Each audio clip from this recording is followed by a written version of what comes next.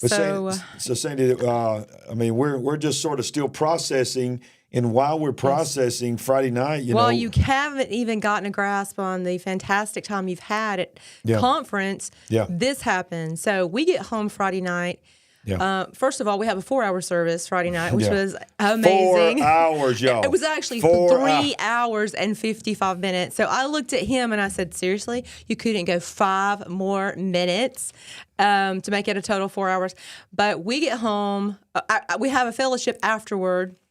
Finally, when we get home and we're about to get in the bed, I think it's almost 3 a.m., and I had an alert on my phone about attacks in Israel and the word paragliders. And so we didn't even know what to think about that or what to make of it. But we were so exhausted we couldn't, get into it. We thought we're going to have to wait until tomorrow and figure out exactly what that's about. Yeah, and Mike Signorelli was with us that Friday night, and he had planned a trip to Israel. He was going to be at our church, then go to Israel. He's from New York City. Not advising that at this time. Yeah, and I mean, I'm sure he had no idea that he'd be going home to protests and rallies in the streets of New York City. Yeah. This world's in a volatile situation. It is insane. And we're going to get into that tonight. Right. And by the way, spoiler alert for those who didn't know it, we're going to have a special part of the show where Pastor Paul's going to come in and comment on some other news items. Don't want to miss that. So it's going to be awesome. So if you love Pastor Paul, just hold on. He'll be joining us in a few minutes. But we want to start off by saying to all those that may be new to our channel, one of the best ways that you can connect with us is to go to our website, LarryRagland.com, LarryRagland.tv, and when you go there, you'll see all that we have to offer here. For you to connect more with us, not only to find all of our shows that we've done, more information about our television program, and then, of course, there's our book, I See Greatness in You. That's just now come out in hardcover and paperback. And if you click the book right there, it will take you immediately to a place where you can order this. And for a one-time gift or a monthly gift of any amount, you'll get a free copy of our book. So we want to encourage you. If you have been wanting to get a copy of our book, you can. But we also have our merchandise store that not only has the I See Greatness in You stuff on it, but it also has the Awake Not Woke. We are not woke, but certainly awake. We have coffee mugs. We have stickers. Yes. We have hats. It's just in Absolutely. shirts, sweatshirts. Getting cold in a little places out there. You don't need your sweatshirt. It was a little nippy these last couple of mornings, right? Yep. So, and then, but really what I want you to do is make sure you join the Big Picture email list, because that's how we're going to be able to communicate with you when we get kicked off this thing, because we're going to get kicked off. There's no doubt about it. There's going to go a day that we're going to get kicked off. Well, Sandy, we're going to take a little while to really break down what is going on in Israel. Yes. Now, as we get further in, now you got to stay with us, because we don't usually do this. We're not usually this heavy on one topic. We try to rapid fire here on the Big Picture. If you're new to us, and by the way, if you're new to our show, and even if you're not new, but you just forgot to do it, smash that like button now. Please and do. There's nothing in the world that helps us more than that. So we appreciate that. Yes. Smash the like button. Get to smashing. And just subscribe. But we're going to be a little top heavy for a large portion of the show to really tell you what's been going on and what this means in the big picture of the world and your world, right, in the world that you live in as we go forward. But then we're also going to cover some other items. There's things like, even as we speak right now, tonight is the first vote trying to replace the Speaker of the House. In fact, let's just go ahead right now before we get into Israel, and let's fire this little section. Pastor Paul Begley was with us, and I wanted to know his take on what's going on in the Speaker of the House thing and how that's going to affect us. So let's listen to Pastor Paul Begley, and then when we come back, we will cover the news. So, Pastor Paul, thank you for joining Sandy and I on the Big Picture Live here on this Monday night. Of course, you've been in Birmingham with us, and we've just had a great time together. And, of course, yesterday you preached the house down. I mean, the altars were filled, lives were changed, and you gave us some really powerful updates on what God is doing. We appreciate that. But we wanted to jump on here and talk about something else, because that's all, we did a show just yesterday a couple of days ago about what's going on in Israel, but a lot of stuff's going on in our own country as well. want to get your comments on what you think about the volatility of what happened with the Speaker of the House, what is going down today, supposed to. We don't know if it really is going to happen today, but some things are supposed to happen today and in this week regarding a potential new Speaker of the House. Yes. What do you feel like the chaos in America is looking like, and how does that fit into what's going on around the world? We've never seen a time like this. First of all, we've had our former president, Donald Trump, who was impeached twice. That's never happened. He's facing 4 trials and I think it's 91 felonies. That's never happened before. He was just asked to be Speaker of the House by the Republican Party. That's never happened before. And he's running for president, okay? And he's leading in the polls by about 12% over Joe Biden. So does any of that calculate? Then throw in the getting rid of the Speaker of the House, Kevin McCarthy, by 8 Republican congressmen and the Democrat Party signing a pact with the devil to get rid of the Speaker. There's some strange things that are happening politically, and actually this is very unsettling. The market's reacting negatively to it. And there's instability, and with what's going on in the Middle East right now, we need stability. Yeah. So, Steve Scalise and Jim Jordan's names are out there. So those are the 2 leading candidates. We don't know how it's going to go on that, but you're right. We need stability. But I don't know if it's possible in Washington to have stability right now. I mean, it feels like chaos, and I'm hearing more and more people that are of the political persuasion that you and I are. I'm hearing more and more about a uniparty, that there's really not a whole lot of difference between Democrats and Republicans. They're all just trying to keep their jobs. They're not thinking big picture of what's really going on. And, we're in a state of absolute potential World War III. Yes. And we can't even get along in our own party if you're a Republican. And then you got the Democrats that, I don't even want to say anything on that. But so what's this going to be? What do you think is going to come out of it? Do you think Jim Jordan or Scalise is going to get it? And if they do, will that even matter? I'm going to predict that Jordan gets it because he was endorsed by Trump. Okay. Which is ironically, Jim Jordan's a personal friend with Rabbi Yehuda Glick, and then I'm a personal friend of Glick, and now you've met Glick too as well. Yes. What was the odds of that happening in February? Yep. It may have prophetic implications, but keep this in mind: while America is struggling with this internal fighting and governmental dysfunction, we have a southern border. Or wait a minute, we had a southern border. We didn't got no more. No. Do you see how important borders are to look at Israel? Think about it. So we don't have a border. It's outrageously out of control. We have hyperinflation. We have interest rates that continue to rise. We have gas prices higher than they've been in about 10 years. We have so many problems right now. We got mayors of cities complaining that the migrants are too many. When they first said they were sanctuary cities. Dysfunction with a capital D is what I'm going to say right now, Pastor. Yeah, it's dysfunction. And I believe it might be planned dysfunction. I believe it might be because, you just said that about Trump. Trump is just hated by so many people. This is not a Trump advertisement right now. No. But, all the things with the courts, all the things that he's been arrested for and all this. And then you throw in the chaos of the Republican Party. The Republican Party can't get along. It just feels like a lot of things is being sowed, seeds of doubt and corruption to keep the election in check and keep it going the way they want it to go. But I believe whoever is the president, whoever wins election next year, will be possibly the most important president, good or bad, that we have ever had in our lifetime. Meaning, one could take us to World War III, one could keep us from World War III, and quite frankly, both of them might not be able to keep us from it at all. But I believe that generations, if the Lord tarries his return, will think back to this next administration. There's still a little sliver of chance that there could be some kind of cultural shift and some things could change. I don't know if it's possible, but I believe this next election could be the most critical election that we've known in our lifetime. And I think that's why there's so much discord going on. Spiritually, the principalities and powers of Satan are operating in the high seats of authority. Spiritual wickedness is going on in high places. Yes. The battle for the heart and soul of America truly is going on. Wow. When Biden said it, that's one thing he had right for sure.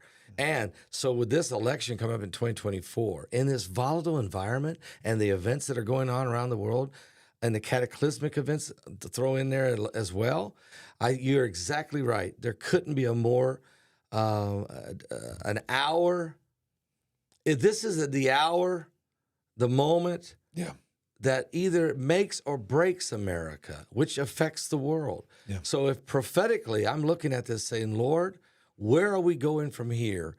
And we need a leader to lead us through this. Yeah. But for the body of Christ, we have to keep our eyes on Jesus no matter what. Yeah. He's going to see us through, no matter how bad it gets. But this is very important to pray for the United States of America. Yeah, and if we believe, and we both do believe, that we are the final generation, that these are signs pointing to the return of Christ, whoever the Antichrist is, he's alive today. Got to be. And whether he's fully aware that he is the Antichrist or not, he's got to be looking at the world events going, ooh, this is what we need. I mean, if we're going to bring the world together in one world religion, one world government, one world currency, World Economic Forum, the WHO, the UN, all this stuff is going on with Agenda 2030. Now you got wars and rumors of wars, just like Jesus said, it's happening all over the world. You got chaos in the most powerful country in the world. Nobody can get along. Chaos, banana republic, the elections are pathetic. All of this kind of stuff that's going on. And that person, whoever it is, has got to be sitting back going, this is exactly what we planned. But we have hope. We have hope. And that's why we love your show, Pastor Paul. We love you. You always bring us back to hope. You always bring us back to Jesus. We thank you for joining us on the Big Picture Live tonight. And never thought I would say this, but I'm going to end it like this. We take you back to your regular scheduled programming. Are you serious? That was awesome. That was awesome. What a great segment. And, of course, you can tell my voice is a lot better than it was when I recorded that. Yeah. That was right after the services that we had, and we wanted to get his take on that. And I thought that was a great way to hear from somebody that's on the cutting edge. And most people on here know Paul and love Paul. And I'll add to that, as we were watching the Fox News channel with Paul and Heidi today, trying to keep up with the news as it was developing, it's still developing. On one of the scrolls across the bottom of the screen, I saw that they were trying to rush up this vote for speaker. So we'll see what happens. See what happens. Yep, we'll see what happens. And, why are they rushing the vote? They're rushing the vote because of what has happened in Israel, and that's the topic of tonight. So let's get into our first thing today. Now, these numbers are changing quickly and rapidly. The death toll from Hamas onslaught passes 800. It's now over 900 of Israelis, and I believe the latest number you sent me was, 1,500 dead total? 1,500. You said this was both. That was both. That was not just Israelis. So it's still 900 plus Israelis. And when you compare that to their population and compare it to us, it is much more death ratio than what we saw at 9/11. It is truly their 9/11. I've heard some people say it's equivalent to almost 30,000, not 3,000 dead, but as far as the population. 2,200 wounded, relatives of missing issue, impassioned plea for help. And of course, I just want to go and tell you, tonight we're going to talk about some difficult subjects, and we're going to show you some difficult images. We're going to try our best not to be too scary if you've got young people watching, because, I just feel like that, we need to protect them, but they also need to know the gravity of what's going on. Right. Well, we should break down, before you get into those, that people were not only slaughtered in their homes, and when we say slaughtered, we do really mean slaughtered. In their homes. They were pulled out of vehicles on roadways. They've been kidnapped. And, another one of the things we saw on television today is they are threatening to start killing the hostages. Yeah. And even more beyond that. It's something we can't even comprehend to happen in our country. No, we can't. We can't comprehend it. And we're going to rapid fire through that and just show you some images. A lot of it might be repetitive. And we're going to make comments on what we see, and we're going to just honor God's apple of his eye, which is the nation of Israel. Yes. At the time of this writing, it says 9 American citizens. I believe that number has changed to 11. I think so. Last we saw before we came on. Okay. 11 American citizens have lost their lives since the terrorist organization Hamas began its attack on Israel Saturday. The conflict began after dozens of terrorists from Hamas located in the West Bank and the Gaza Strip invaded Israel Saturday morning and began mass executing and kidnapping civilians and soldiers, prompting Israel to declare war. And Benjamin Netanyahu has declared war, not just that this is a conflict, has declared war. And that's a very important declaration when we get further into our program tonight. And of course, the death tolls are expected to rise. So, we have. I'm going to be nice and respectful as I can, but I'm also a little angry at some of the things that are happening. I'm more than a little. I'm a lot angry, and it's like I can't imagine 11 Americans that are dead, and hundreds, probably even into the thousands that are dead Israelis, and then you combine that with the folks in Gaza, it's going to be thousands and thousands of dead, and probably launching a full-scale war attack. And our president just has a barbecue last night at the White House, parties it up, makes a quick statement yesterday, and reads it off a teleprompter. And at 11 a.m. this morning, they put a cap on it and said, he's done for the day. Oh, the lid. The lid, yeah. It's called the lid. The lid. They put a lid on it and said, you'll not hear from him for the rest of the day and maybe not even for the next couple of days. He's working, right? He's working hard on this issue. He's working hard on this issue. And it's just unbelievable. I can't imagine. You can't even come out and speak to us and the world in a moment like this? I would say that if there was not a single American dead, if it was just Israeli people dead, the American president should be speaking to our nation and to the nation of Israel and to the world, whether you're a Democrat or a Republican. It is heartbreaking that we have a president that... While he will not come out and speak, we have people dancing in the streets of New York, demonstrating, just so happy about, these events. We know we're a melting pot in this country. We know that there are people that have come here from all over the world to make this their home and that they have different opinions. But when we see on the news people just celebrating over the horrors, but yet our president can't even come out and speak to us, that doesn't seem right, does it? It doesn't seem right. So as I said, we're going to show you some things, and we're going to try our best not to show you anything graphic, but this was one of the most horrifying things about it all is that, these were people at a peace concert and to have peace. And then this is what happened. Of course, it puts a warning there. I have watched this. I don't believe that it actually shows like anything we talked up close. About today. This is like something out of a movie. It really is. Look, this is like a James Bond movie where you It have reminded me of Red Dawn when the kids were in the classroom and they saw the Russians coming in the parachutes. You're right. So highly orchestrated attack in ways that you would never imagine. Exactly.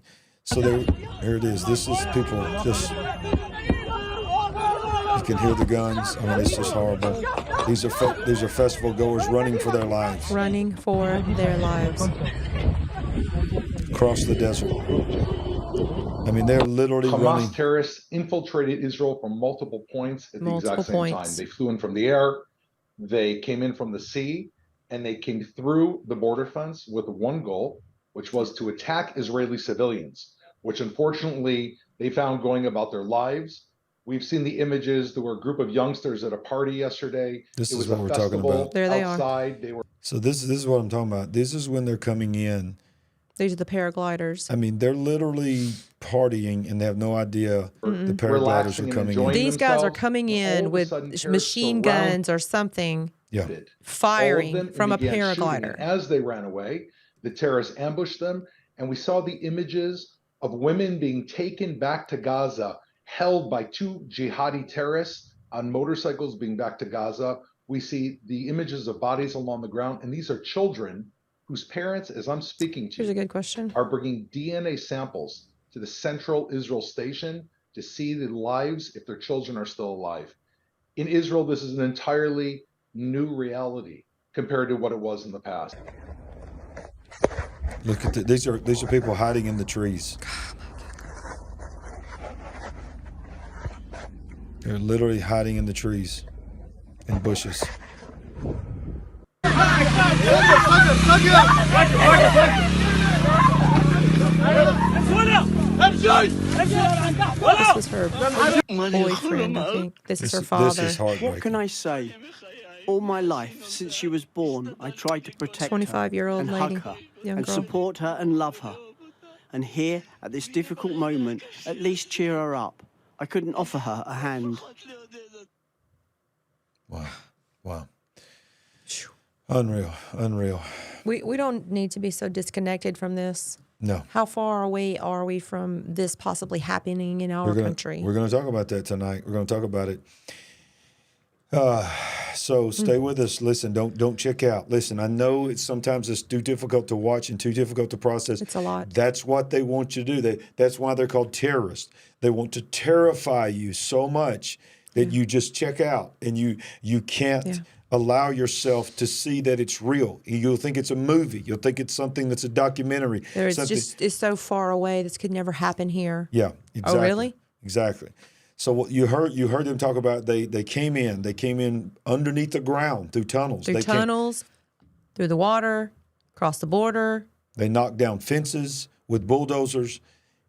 You know, there's the big question, and I know everybody's got the question. How in the world did this happen? Well, we can't answer that question tonight. That's not our agenda to answer the question. And by the way, if anybody's on YouTube right now telling you how that happened, they don't know how that happened. There's not enough, and there's nobody on YouTube right now that knows the answer exactly what happened, how the intelligence was broke down. We can ask questions. It don't make sense how the most sophisticated intelligence country in the world, Israel, and the most sophisticated intelligence right there with them in America, didn't know this was coming. I don't know how this happened. And I'm not going to speculate on it. That is not what this show is about, and that is not what this is. This is about the fact that Israel was attacked. And I'm going to tell you something. Wherever it happened, that something fell through, the bottom line is this. It happened. And it's real, and it is going to launch. And it's just beginning. This is just beginning. Today, really, we're beginning to see Israel's response. And they are already leveling Gaza. And they said today, this is just the icing, the tip of the iceberg. You have no idea what Israel is about to do to Gaza. It is about to What we've already seen is pretty devastating. Absolutely. I mean, if they do much more, the entire place is going to be leveled. Exactly. Well, let's continue to just inform the big picture of what's going on. Hamas is now threatening to begin, and they have already begun. It's hard to read, but execute the civilian hostages. Israel has said that Hamas has more than 100 Israeli captives located in Gaza, and the Israeli defense ministers say the authorities will now block food and fuel from entering the Gaza Strip. It says that Lebanese-based Hezbollah fired a slave oil rockets. We know that. And it says that in a statement, it is fired upon 2 military posts in the Galilee region. And it goes on to say that they are now executing hostages, and they have executed, and these are tough words to say, but I don't know if they're going to get me flagged, but this is the news. They have actually beheaded several soldiers on camera. I'm not going to show it. I haven't seen it. I don't want to see it, but people that I trust have seen it, where they have filmed executing by beheading soldiers, and they're beginning to execute hostages. Now, here in America, it is believed that some of the hostages are American as well, and that they're in the hundreds. There are also Americans who are not hostages, but they are trying to get out of the country. We saw an interview with one mother and her daughter on television today, and, I just really, really hurts me to think about the videos that you're talking about and the executions. Yeah. Well, that one video like you're talking about where all those kids were in that stairwell, they were all teenagers and young college age, and there was just like 50 of them. And they were just hiding in a stairwell because they couldn't get out of the country, and they could hear the bombs exploding. They were screaming. I can imagine a parent, watching that, knowing that in that stairwell is your child. But that is what terror is. Yeah. This is evil. This is demonic. This is a murderous, demonic spirit. John 10:10 says the thief comes not but to kill, right. to steal, to kill, and to destroy. What we are watching is stealing, killing, and destroying. And thank God Jesus said, I've come to give them life. So we got to pray. We got to pray for the peace of Jerusalem. Yeah. Now, as we said, Sandy, Israel has been swift in their response. And let us look at a couple of articles here about what Israel is doing. Israel has announced a complete siege of Gaza. They are shutting down electricity, fuel, and food to the entire Gaza Strip. Israeli Defense Minister Yoav Gallant has announced a blockade of Gaza and amid intense fighting between Israel IDF and Hamas militants. Comes after the Palestinian group launched a massive attack. It says, I have ordered a complete siege to the Gaza Strip. There will be no electricity, no food, no fuel. Everything is closed. We are fighting human animals who are acting accordingly. And it goes on to say, it is possible there are still terrorists in the area, stating the clashes between the IDF and Hamas fighters have been isolated. The spokesman added that IDF tanks and drones are currently controlling the openings in the border fence to prevent more infiltrations by Palestinian fighters. At the 15 of the 24 border communities have already been evacuated. The latest escalation between Hamas and Israel began, as we know, on Saturday, and it goes on to say what we've already covered. But this is going to be a very miserable place to be. Yeah. And so we're throwing the word around animals. They're acting like animals. They're human animals. I'm uncomfortable with that. These are all God's children. They are God's children. They are acting evil. Yeah. But you got to understand, these people are, after they are born, they are raised, they are trained to hate. So, yes, they're acting upon this hate. Yes. And, yes, something needs to be done. A lot of these people are going to die. Yes. But if you are an American, God forbid, or, someone who is not trying to attack, defeat, destroy Israel, but you're stuck in this area, it is going to get bad with all resources cut off to this area. Yeah, the reality is this. In every enemy of war, there's always been people that's in that country that had nothing to do with it. That were, that are just, and those are usually the ones that get killed. And it's always the consequences of sin, the consequences of demonic. Like you just said, every human being is created in the image of God. Yes. I don't care who you are. And it's hard to hear sometimes when human beings are doing horrific, demonic, animalistic things. They're taught to hate. But their eternity is still real. They're going to die, and they're going to go to hell. Something must be done. Something has to be brought under control. What were the words that were spoken today? Basically, we're going immediately after the head. We're not playing around. Yeah. Well, let's go into I'm not anxious to see what that means. No. Stay with us. Don't leave, because we're going to break this down, how it affects the whole world. Netanyahu vows, listen to this wording, to change the Middle East, in the war with Hamas. Israeli Prime Minister Benjamin Netanyahu vowed Monday to change the Middle East in Israel's war with Palestinian militant group Hamas. What Hamas will experience will be difficult and terrible. We are going to change the Middle East, he told officials. This is only the beginning. We are all with you, and we will defeat them with force, enormous force, is what he told officials visiting Jerusalem from the country's south. Hamas militants, of course, this is all just repetitive of what is happening. But the key part of this article is quoting Benjamin Netanyahu, the prime minister, saying, not only are we going, and you got to ask yourself, what exactly does that mean? Exactly. Not only does it mean we're going to destroy Gaza, we're going to level Gaza, but we are going to change the Middle East. Gaza City has already been so seriously attacked. This is where we've seen so much destruction, correct? Yes, absolutely. Buildings falling down in their own footprint. Yeah. Many other things destroyed. But I don't know. There's just so many questions. This is so terrible. Well, look, when we were in Israel, if you'll remember, we were told by someone that is in the military there that even then in February, they were mentally beginning to prepare the Israeli people for war.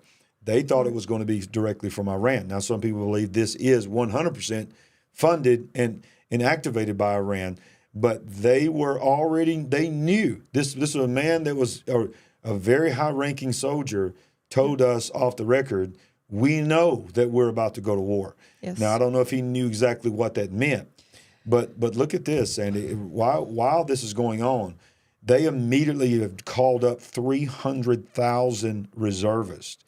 Did you know that the only people that are allowed to fly into the airport right now are soldiers that are abroad, that were visiting and that are living in? They have said if they're a soldier, we need them, and they are permitted to fly in. No other flights are permitted to fly in. So 300,000. Israel's drafted a record 300,000 reservists in its really response to the multi-front Hamas attack.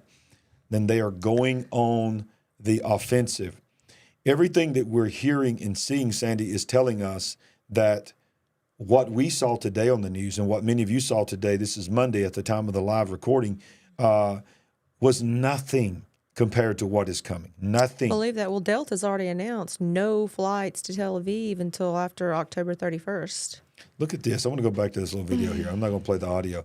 This is how they came in. They showed them coming in on the paragliders. I want to go back to that. This is just mind-boggling. Look at this.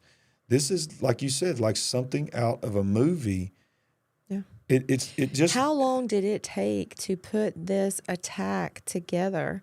come And we in have shooting. not even talked about the Afghanistan connection. Yeah, we're getting to it. All that equipment left there. We're going to get to that. It's just mind-boggling. It's mind-boggling. So here's what I want to show you. While this is going on, there is a split that's happening around the world. A world split by Middle Eastern massacre. Says Western nations show support for Israel while others desecrate its flag and applaud onslaught in solidarity with Hamas. And that's what you were talking about earlier, these people that are celebrating the deaths of these people. The world has been divided once again by a bloody and brutal conflict, this time in the Middle East, in Palestine and Israel, as they descend into a fight that has claimed the lives of hundreds of civilians. And in New York City, we see support. You see them burning. Of course, you're going to burn the American flag along with the Israeli flag. That's the great Satan and the little Satan is what they're called. And, of course, the Empire State Building, I was shocked, to be honest with you. I was shocked that I didn't know they did already. This is pretty quick. They'd already done it. The Eiffel Tower did. Yep. Several other places did. This is the people's solidarity with Israel. Right. You see countries saying that they stand with Israel. But here's the problem. The narrative is already turning. Already. Yeah. It's already being turned because when Israel went in and today began to level Gaza, what did we get? A ceasefire. All of a sudden, people start negotiating a truce. They want to negotiate a truce. Gaza was not. Well, let me just tell you something with Israel. Israel's not negotiating a truce with you this time. I'm telling you, you went too far when you went in people's homes and pulled out entire families. And executed them right there. Right there on the spot. And when you went in and just shot young people like target practice, you don't get a truce. Even reports of, shooting and killing children who had been handcuffed. And children paraded through the streets of Gaza, beaten and mocked and then killed in the streets of Gaza. Horrible things. These are confirmed. These are confirmed. Yeah. This is one of the things I heard. One guy was so upset. He goes, "This is the difference between the barbaric Jewish Zionist and the and those that are in Palestine." Is that the Palestinian militants were given specific instructions to not touch special holy places, but Israel came in and bombed the mosque. This is how horrible they are. That is literally being spun. And because this is the article here, the airstrike on Al-Susa Mosque in Gaza without warning at 4 a.m. this morning in the Eastern time zone, Israel conducted an airstrike on a mosque in Gaza without warning. Dozens are dead and dozens are wounded on the scene. Well, I'm sorry, but that's what I'm talking about.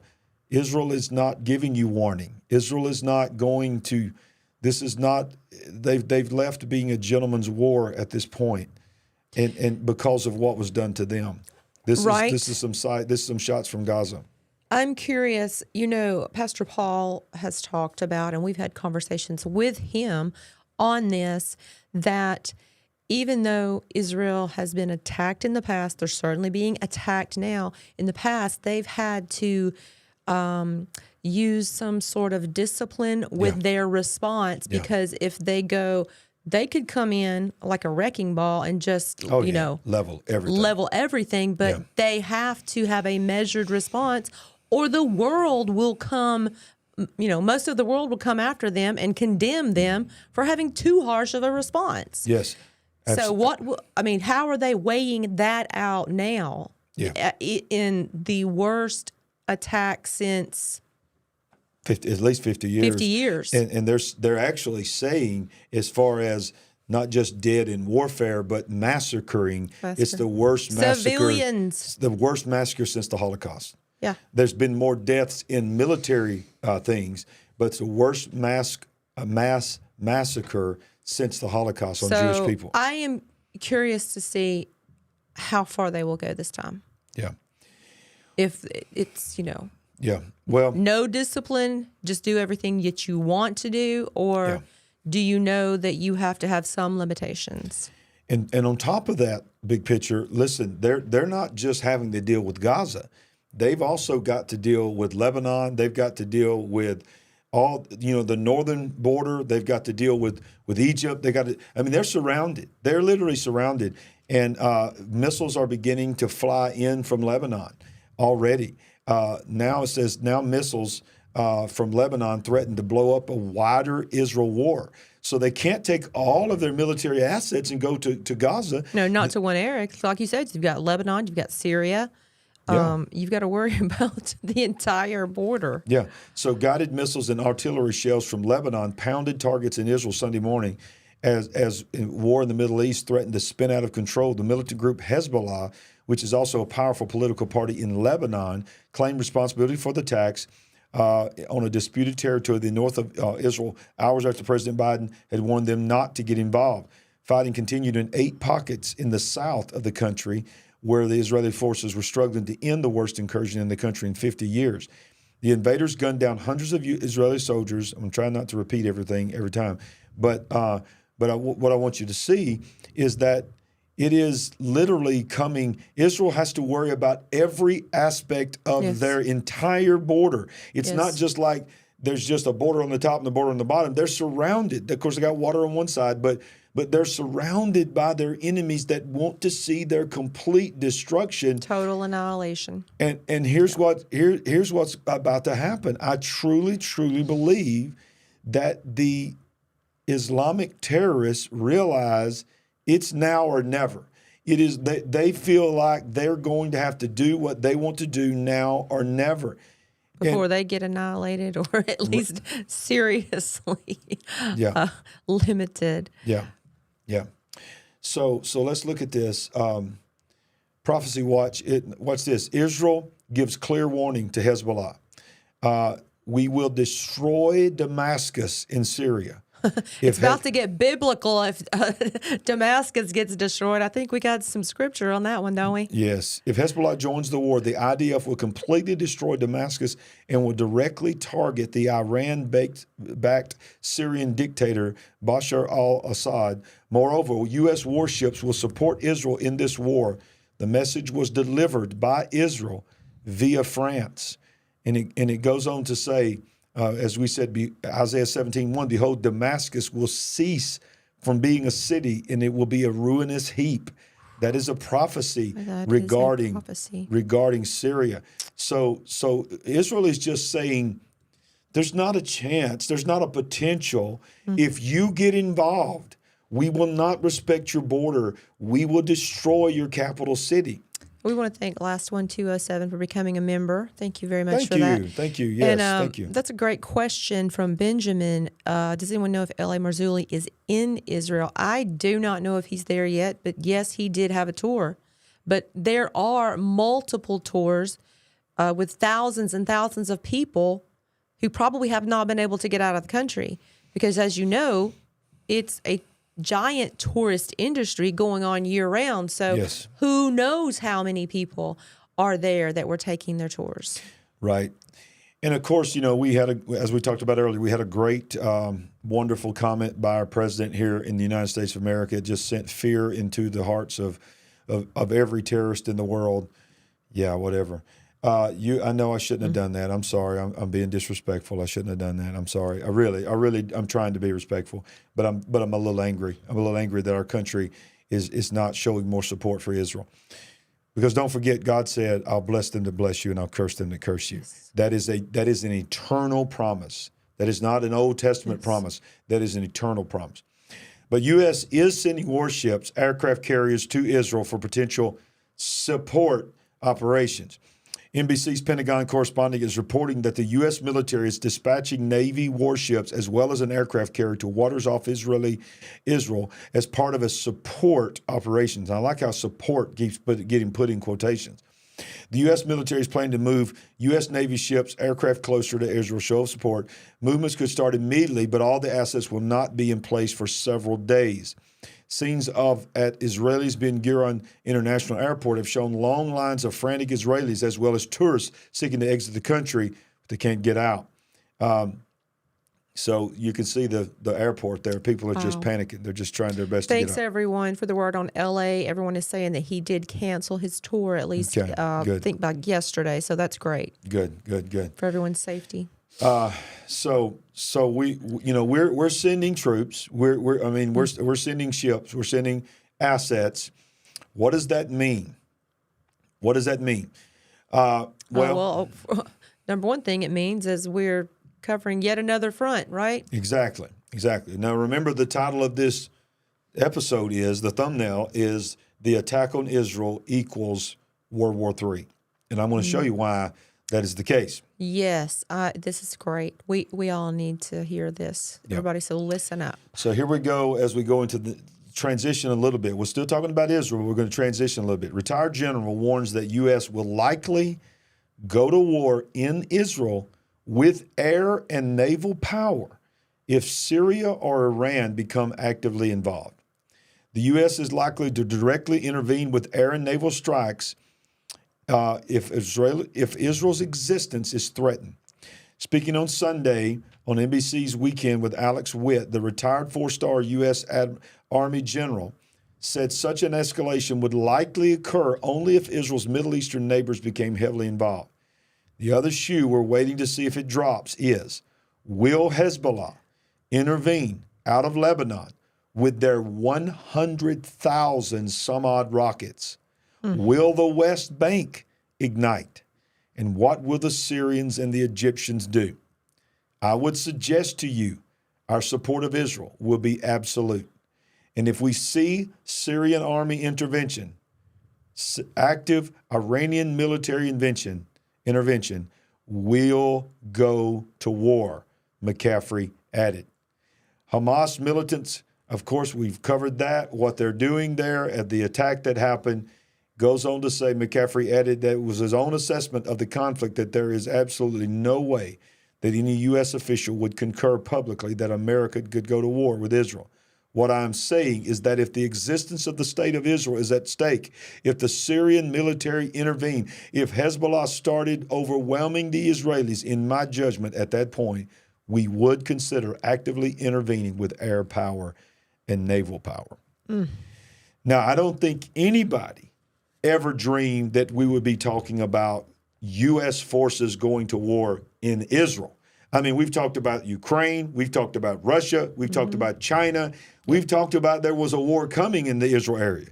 But I don't think anybody thought something was going to happen that would cause retired generals to say that America would be interested and would be compelled to fight by naval and air force in Israel. Were you going to wait until later to talk specifically about World War III? Absolutely. Yeah, we're moving in that direction right now. Great. We need to break that down.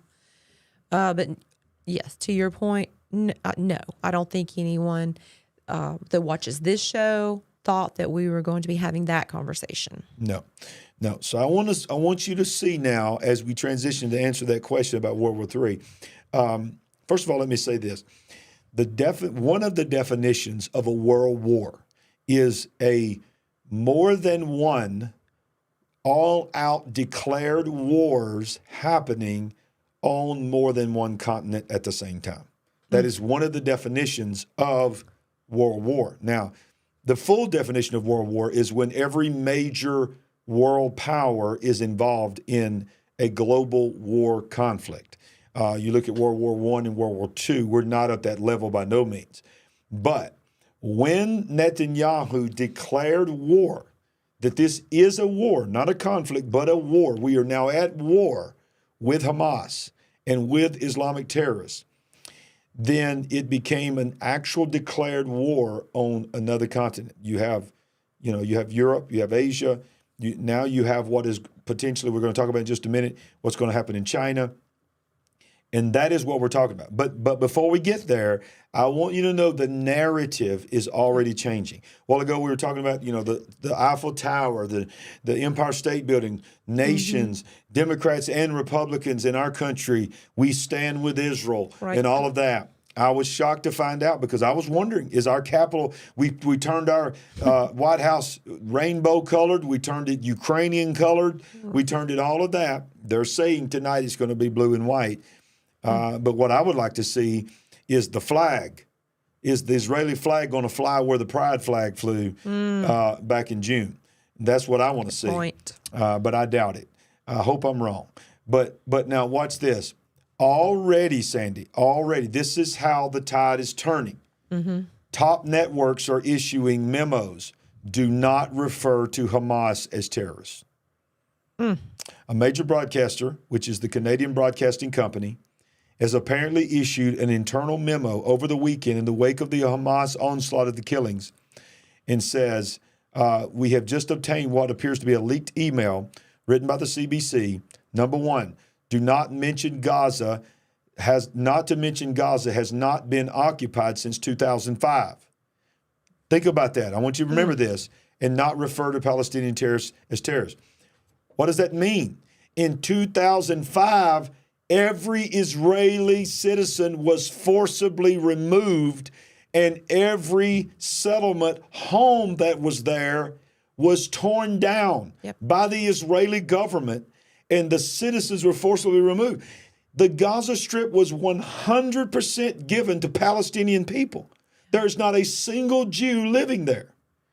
But this narrative says we still need to call it occupied because we have to turn the narrative against the Jews and do not refer to the Palestinians as terrorists. That is how the narrative is already changing. So quickly.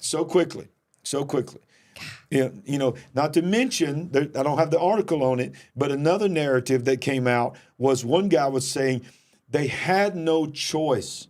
They had to do it because some of the Orthodox Jews have been sprinkling blood of what they called the blood of the red heifer on the Temple Mount outside of the Dome of the Rock, and that it was obvious that they were preparing to build the third temple, so that if we did not strike Israel right now, they're going to tear down our mosque and build the third temple. So the narrative is saying they had no choice but to attack Israel to stop them from building the temple. This already happening. It's not even been 5 days. Have these people been to the Temple Mount? Exactly. We have. I'm talking about if you sneeze, if you look the wrong way, you may have someone tackle you or worse, right? Exactly. Oh my goodness. Yeah, nothing's going to happen right now. I think it'll take a lot more. But that's not true. But that is a narrative that's being spun. Now, of course, they do have the red heifers, and they are believing they're going to rebuild the temple. Right. But most people believe that they don't really have to tear down the mosque to do it, that they can build it right alongside. And most prophecy people believe that.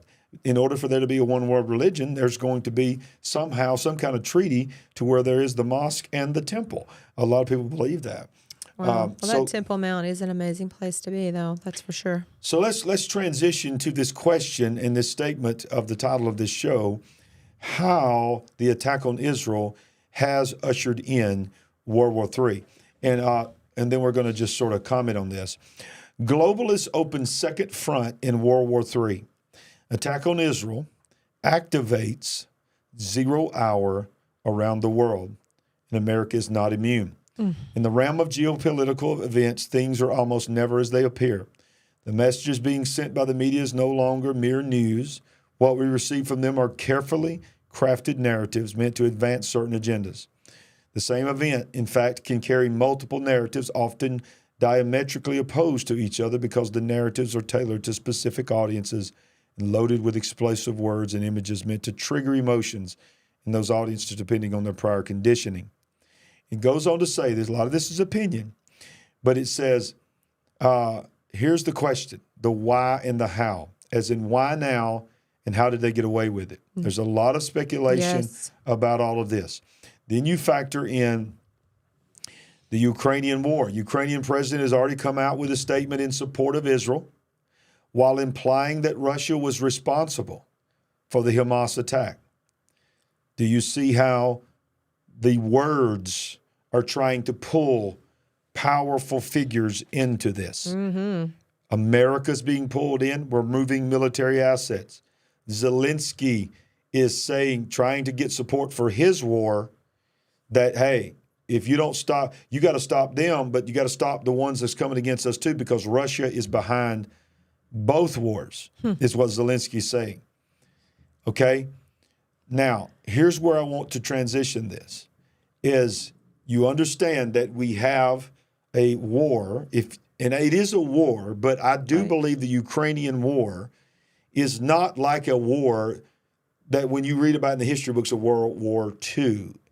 Okay, it is you can see images of people just still going to work in Ukraine. It's not like the whole country is in lockdown. It's only been like 2 weeks since we did the story of all the business owners and shopkeepers. Yeah. So glad that the United States was not going to cut the money off. Because they had to pay their salaries. For their retail stores that are still open. So I'm, okay, for the record, I'm thankful that the Ukrainian people can still work and provide for themselves. We are. But the reality is this, something's got to happen to escalate that war. Yeah. And Zelensky knows that. Zelensky has received more money in our lifetime than any entity we've ever known. It's unbelievable. The amount of money is incredible. It's unbelievable. So now Zelensky, while he's in war with Russia, is calling Russia into the war in Israel. And he's standing for Israel. So therefore, he's saying Russia, he gives no way for Russia to stand with Israel at all, which they wouldn't anyway. But he then takes the people that's fighting the war with Hamas and says, it's not just Hamas, it's also Russia. It's, then there's forces saying it's not just Hamas, it's Iran. It's not just Hamas, it's this. And then when you get over into Taiwan, then you talk about China and all these things. Because there is a war coming with China. We literally have intel that has been told to us from people on the inside of the military, very well connected, that the military are telling each other, our United States military, while we're sending, this is the World War III part, while we're sending military assets to the Persian Gulf for the war, not the potential, but now the war in Israel, we are taking military assets to the Chinese Sea for the potential war with China. How long has it been since you did that one show on war with China in 2024? It's been about 2 or 3 months ago. And you can look for War with China, and you need to watch it because this was, I think, one of the most important shows I've done. It was monumental. And then we've covered on this show that we have basically quietly sent thousands of troops to Europe in addition to the ones that are already there. So we're escalating Europe. We're escalating the China Sea. We're escalating now the Persian Gulf. These are the elements that have to be in place. You don't move trillions of dollars worth of military assets just for a photo op. No. I mean, you're there because you know something is on the horizon. It's such a monumental effort to move that much equipment, and just the dollars alone, just the men that we've sent, the soldiers. That is a lot of energy to do that. Yeah. Move that many resources. So what does that mean for us in America? This is one of the things that was really troubling that we were talking about with Paul and Heidi before they went back today. And we were just talking about all the things. And we were saying that one of the things that both of us have covered on our show is the open border. Yes. That is in America. And that millions of people have come across this border. And they are people of every nationality. How many countries did you say that you There's that you over heard? 140 different countries that people have come across the border from. So we're not just talking about one nationality. You're not just talking about people directly south of our border that are coming across the border. No. They are coming to islands east of the United States and coming in on boats. They're obviously crossing the southern border. They're flying from the other side of the world to south of the border and then crossing. They're on foot from far south of our border coming north. It's I don't know what the official number that is being reported, but what I'm hearing is up to 8 million people just since the day after the inauguration of our current president. 8 million. At a time when we're entering to an economic turmoil in our country, when resources are nowhere near what they have been, people are losing their jobs, interest rates are skyrocketing, inflation is rising. It's exactly. It's tough times here in America. And I'll tell you, we have covered on this show when they show the videos, it's 90+% men, military fighting age men by themselves, as you have said, from many other countries. It's very obvious. And many of them are from China. Now, we don't know what the ratio is definitely. When you see the pictures, and maybe they want us to see that so that it upsets us, every time you see pictures and video, yes, it's the majority young men. What the actual demographic is, I'm not sure. But, whether they're young, old, these people need resources. They're going to need places to live. They need jobs. They need food. They need medical care. It's going to be tough at some point to have enough resources for everyone that need them. Yeah, but the thing that now becomes very, I think, to the common citizen when they see what's happening in Israel, they're thinking, how many of these are here for nefarious reasons? That there are many people that we trust, some that we know, some that we don't know, that are saying there are sleeper cells that are all around in major cities waiting to be activated. Just in our chat tonight alone, I have seen the word sleeper cell multiple times. Yeah. I've seen people. It's not conspiracy theory. You guys are saying it, not us. Yeah.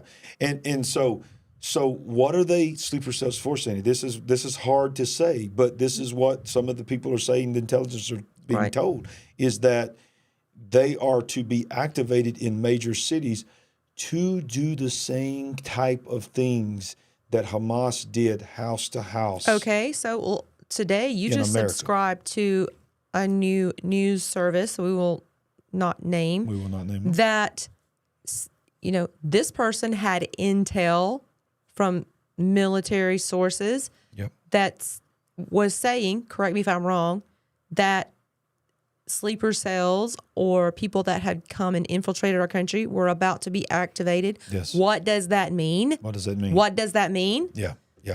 That they are very close to being activated in almost all of the major cities in America.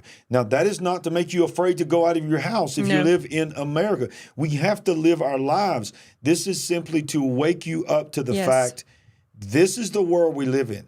This is why we can't do anything about the fact of all the ones that's come across the border now. But we can close the border now. Yes. You can close the border now, and we can say, look, you can still come. People can still come. Just come through that door right there. Stop and talk to that guy right there. Show me your papers right there, and we'll let you in.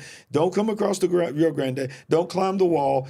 Don't weld the doors open. Weld them open. Sandy, the doors of the wall are welded open, not shut. Well, why? So what I'm hearing is bus routes continually, they come and stop at the places where the wall is open to pick up all of the immigrants, to further their ride on buses, even take them to planes, take them to trains. Yep. This is not a haphazard thing. This is a very highly coordinated operation. Look at this. In September, just September, 225,000. 55,000. Huh? 255,000 apprehended. 55,000, yes. Apprehended at the southern border. That's the ones they apprehended.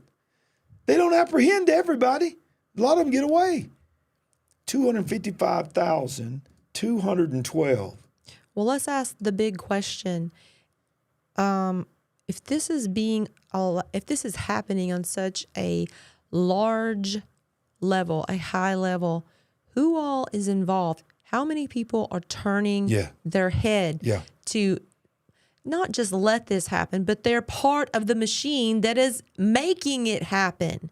People in this country. Yes. This is not just a coyote operation where they are trafficking humans and making money and maybe sending drugs across at the same time. There has to be people highly coordinated on this side of the border. Absolutely.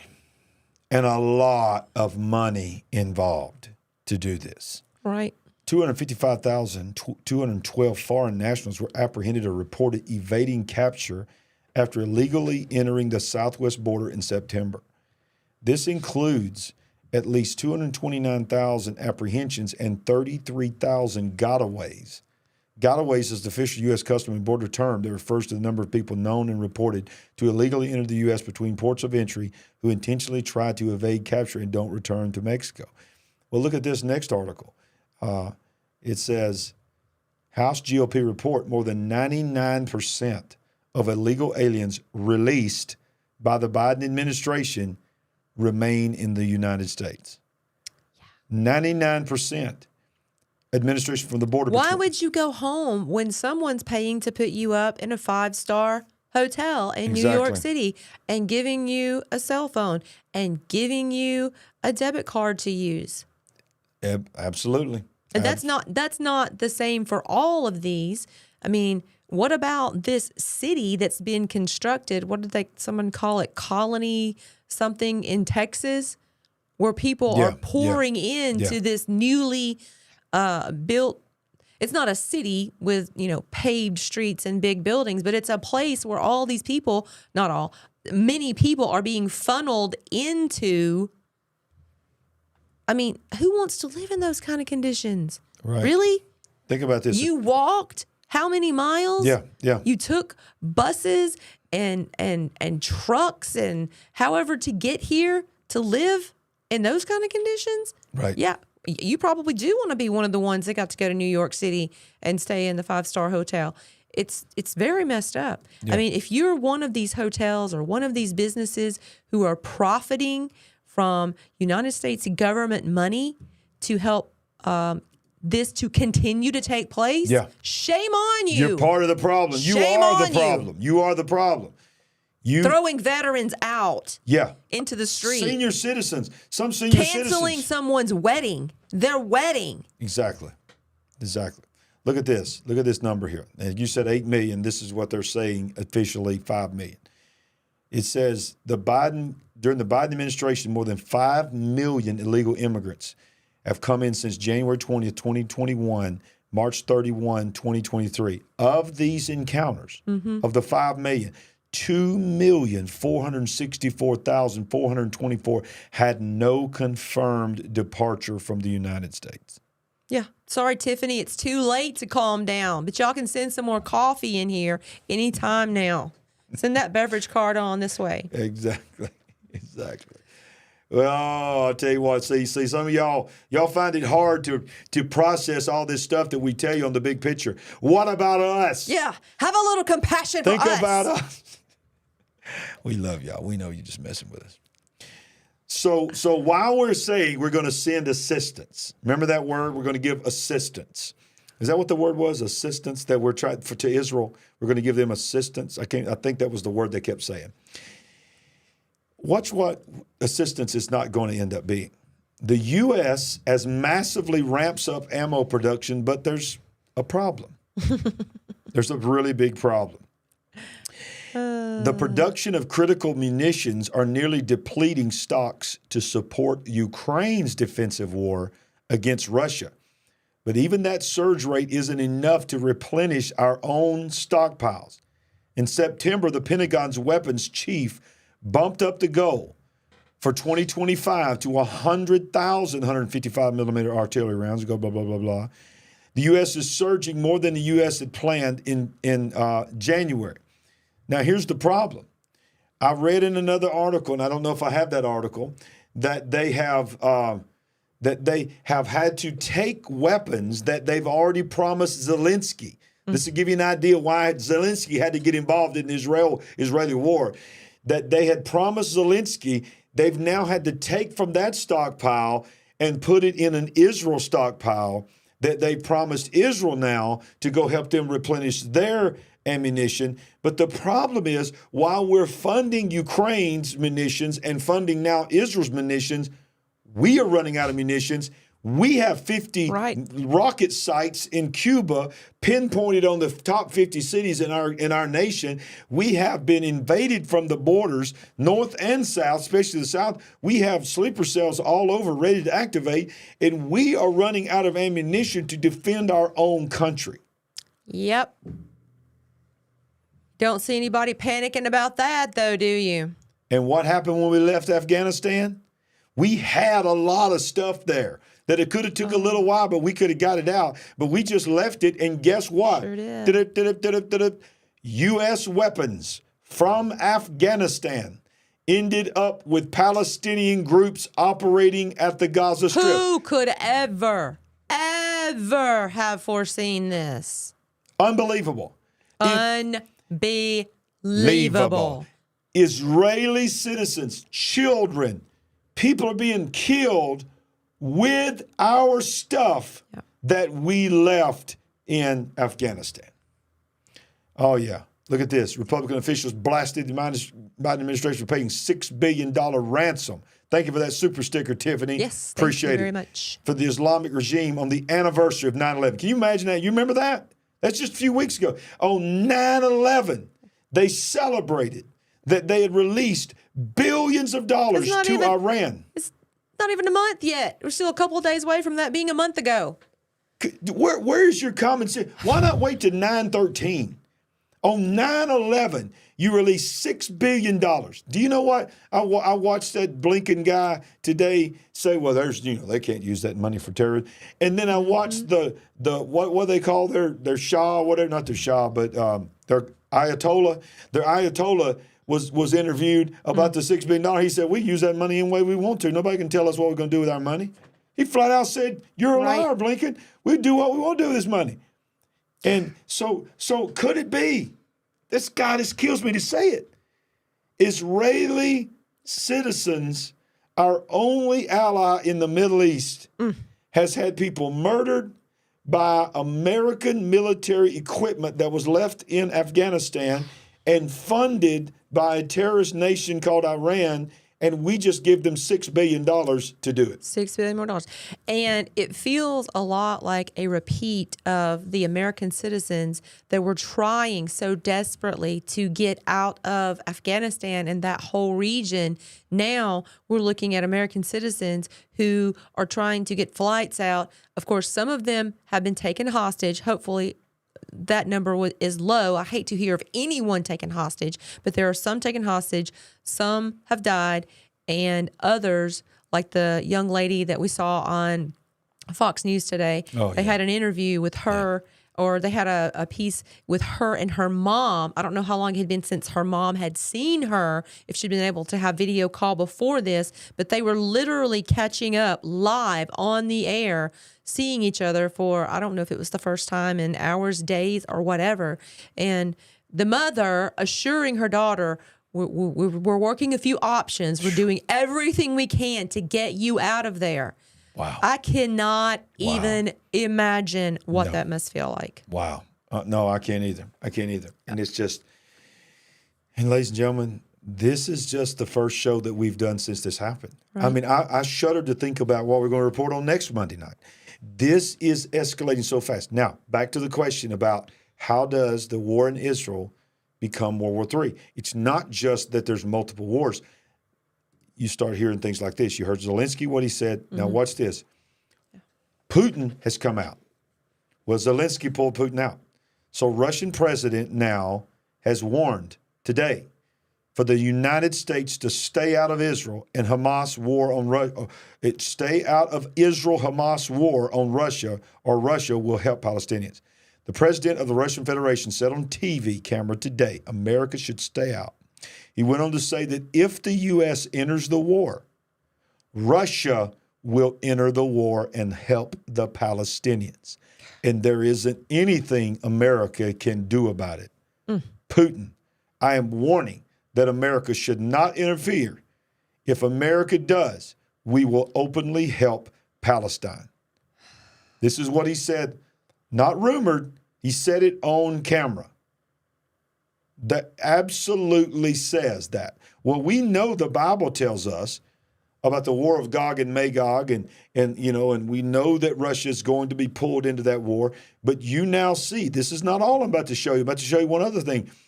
But this is already, you got Zelensky saying, right, we stand against Russia because Russia is funding this war. This is really Russia that's doing this. They're funding this war. Well, we know Russia and Iran are like this. So he's probably right in some sense. And then you got America moving these aircraft carriers and all this in there. And then you got Zelensky saying, you better do something about this because it's Putin's going to take over the Middle East. And then you get Putin come out saying, America, if you put planes, if you put anything inside there to help them, then we have no choice. We're bringing our planes, we're bringing our missiles, we're bringing our people. And all of a sudden, the war that we thought was going to be the world war in Ukraine pulls everybody into Israel. How about that? How crazy is that? The elements are already being put into place. It's the next level. It's next level. Yep. So it'd be one thing saying if that's all. There's more. There's more. And look, there again, they'll be blowing up saying, why are you giggling a little bit and all this? It's like we're trying to process this. I literally am trying to process this on the fly. We are heavy. This is heavy on us. I mean, if you just sit down, and I don't want to go down this road, but if I did let myself, it would seem completely hopeless for me in my country. Yeah. What our administration is allowing to happen just here in our country, then you look at Ukraine and how they have put us in jeopardy because they've stuck us so far out there, and they know what Russia has said and how they feel about our presence there. Then now we're over here. We are trying to hopefully, not in word only, still be a friend to Israel and still really help defend them. But if we do what we need to do, we're now at odds with Russia again in a different part of the world. My God, that was good. It was a good analysis because that's exactly right. And I think what that really means is inevitably we're going to be at war at some level with Russia. All of our life, we've always been told that. And it's like it's probably going to eventually come. It's like it's either going to be in Ukraine or now possibly involved in the Middle East. And while we're talking about Ukraine, little sidebar, how many Ukrainians have died? How many have been killed? Nobody knows. Why won't they tell us? Why won't they tell us? Why won't they be honest? Is it going to be so devastating to them? And, how ridiculous. How many weeks ago has it been that they told us that they were being successful? Yeah, exactly. That it was a success. Well, the narrative of that is gone. I mean, they don't even talk. It ought to be. I think it is, but it definitely ought to be if it's not. Let's be honest with each other, okay? You remember how we were inundated, Ukraine all the time? When's the last time you heard anybody talking about the war in Ukraine? It's like it don't even exist hardly anymore. Yeah, it's like it's not even happening. It's like it's already over. Kind of crazy. You watch, no matter which side you lean, you watch the news. Ain't nobody talking about Ukraine. Ain't nobody talking about Ukraine. Well, you and I are sitting here saying, we don't hear anything about it, and it's like it's over. Well, the money train's not over. Exactly. That money keeps flowing. Remember, just last week we said that if the government shuts down, they passed a law saying everything stops getting funded except Ukraine. Except Ukraine. Okay. Well, okay. So here's another thing. There's Iran, and they want to annihilate Israel. Behind Iran is two major forces, nations, Russia and China. If you go back and watch the war with China in 24 video, you'll remember me saying that my source told me that right now China has made the decision to go silent. Yeah. If you remember that. And they really are. They have. They're going silent. They really are. And they said they are plotting. They're not making any public proclamations, but they are waiting for 24 because they know us as Americans better than we know our own selves. Yeah. And they know what we're going to do in 24 is we're going to be consumed with Trump. Is he going to go to jail? Is he going to be put in prison? Big election Who's going to be year. The election? Who's going to be RFK now, the independents? And did he come out and make his announcement today? Because it was supposed to be today. Who? RFK. I think it was a couple of days ago. He's already announced. I thought it was happening on the 9th. No, I thought he had another big I don't know about the announcement, revelation today. Grandkids. I've been taking care of grandbabies and entertaining guests and getting them to the airport today. Having 4-hour church services. And had to catch up on some of that laundry that's been waiting for the last 5 days. So a lot going on. Definitely did not have tons and tons of time to look at all of the news articles. So today. he's openly running as independent. And then today another independent candidate. That's what I'm saying. Yeah. So what I'm saying is this. China has gone silent. And they've said, we don't want to threaten the U.S. and get all the way and start going after Taiwan until America is in their election cycle. Yeah. But watch this. Look at this article, okay? China is preparing for war with U.S., Air Force Secretary says. Air Force Secretary Frank Kendall on Monday warned that China was building up its military to prepare for a potential war with the United States and has said America must optimize its forces to counter the rising threat. Speaking at the Air and Space Forces Association Warfighter Symposium, he said, America must be ready for a kind of war we have no modern experience with. Though he stressed war is not inevitable. Our job is to deter that war and be ready to win if it occurs.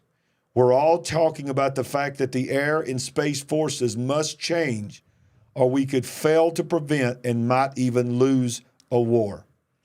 The Air Force Secretary said China has been re-optimizing its forces for great power competition and to prevail against the U.S. in the Western Pacific for over 20 years. They have, let me break that down and say it to you in modern Alabama lingo. For 20 years, they have been centered and laser focused on making sure their military can dominate the United States military. Now, let's review. China. We have been told, by the way, not just from that one source, but confirmed by a totally different independent source in the state of Texas.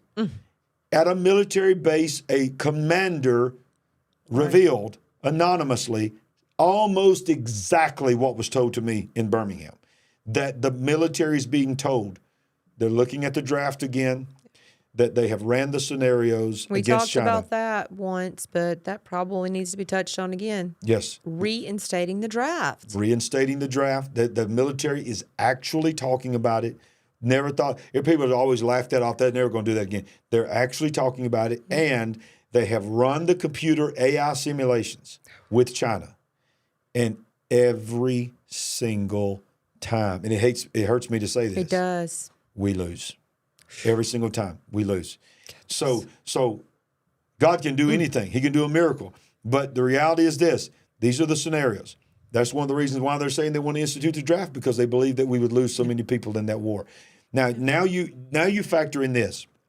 Don't you know that China and Russia are joined at the hip? Yeah. China and Russia both are joined at the hip with Iran, because they're getting their drones. The largest drone manufacturer in the world is Iran, that just funded the attack on Israel. Let's put the pieces together. Yes. Okay. They just funded the attack. This very highly coordinated attack. Highly coordinated attack. That the New York Times, of all people, which makes me a little leery that it even was said, confirmed yesterday through sources that Iran absolutely 100% funded the attack on Israel. And while we're talking about Iran, no telling what technology and weaponry they actually have themselves. Exactly. That they're not revealing at this time. Exactly. All right, so let's go back. So you got Iran, you got Russia, you got China. They're all in it together. So you've got Russia is fighting Ukraine and is getting drone technology from Iran, sending money to Iran. Iran is building the drones, and they are using Iranian drones in Ukraine. You have China, who is building up their military on Taiwan, using many of the things that the drones and so forth that they're using, planning against Taiwan. Okay, do you not know that there is some sense of obligation that China and Russia have to Iran, and an obligation that Iran has to China and Russia? Would make perfect sense. And right in the middle of all three of those tied countries is the one country that we have been talking about that much, and we should have been talking about more, is Israel. And Israel was hit with the worst attack they have ever experienced, the most brutal attack they've ever known. Now they are decimating Gaza, and then the northern area is getting ready to join the fight. Well, we haven't even talked about the fact that all these terrorists that were on the ground have not been rounded up yet. Yes, they've killed a lot of them. That's true. But they're not all captured or killed yet. That's true. They're saying that they are still in the communities, in hiding, and still trying to go house to house. So it's insane when you think that. Think about the Bible, y'all. Let me tell you something. The most trusted document, hands down, in the history of humanity is the Bible. The Bible says in the last days, watch Israel. Yes. The whole world will be shaped by what happens in Israel. Come on. I'm telling you, the World War III is not coming. It has already begun. And we have the technology, and we have had for a while in these modern days where the world can watch Israel and in real time know what's going on. Exactly. And then you have it as the apple of God's eye. Why does the world want to destroy Israel? Because Israel has persisted for all the generations to prove there is a God. Yeah. Listen, let me tell you something. There's a lot of things that proves there is a God. But I'm going to tell you, the fact that Israel has existed and staying as a nation in the situation that they're in should be enough for people to think, my God, there's got to be a God. Mm-hmm. Because how is it even possible? I mean, can you imagine if Canada and Mexico for the last 50 years had been firing missiles into America and blowing up buses and blowing in what would we have already done to Canada and Mexico? Oh my goodness, their response would have been ridiculous. That is what, but they're not just surrounded by two sides. They're surrounded all the way around this little tiny sliver of a country that's not even the size of half the state of Florida. What is it? They compare it to New Jersey. Yeah, I think so. All of Israel about the size of New Jersey. It's insane. It's insane. So do you see how I'm putting all this together about the World War III? I mean, this is the hook. The Bible talks about the hook that will be put in the jaw that will pull in Gog and Magog, pull in Russia, bring them down to Israel. This is the beginning. Because if Israel follows through, and I got a feeling they're going to follow through, if they follow through with the leveling and the decimation, and if Netanyahu follows through with his statement, I am about to change. We're about to change the Middle East. What does it mean? We know what we've seen so far, but what is full measure? What is that going to look like? Exactly. Hey, Way of Life Grenada. Good to see you. So, yes, Pastor Chris, thank you. I think that's Pastor Chris. But so that's going to change everything. That's the hook in the jaw.